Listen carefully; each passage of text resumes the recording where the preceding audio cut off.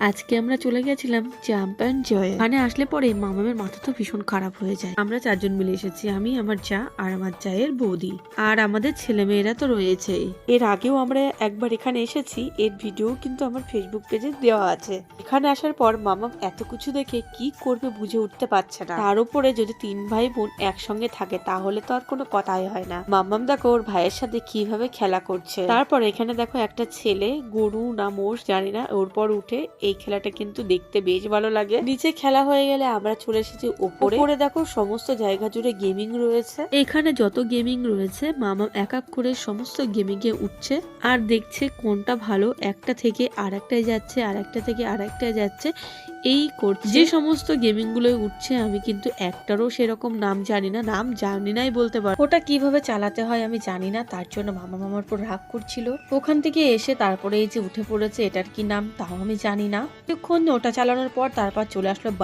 বাইকে খেললো, খেলার পর তারপর এই যে উঠে পড়লো এই স্কুটারটাই। চলো বন্ধুরা, ভিডিওটা এখানে শেষ করছি। আমার ভিডিও যদি ভালো লাগে থাকে আমার পেজটাকে ফলো করে দিয়ে আমার পাশে থাকো। টাটা।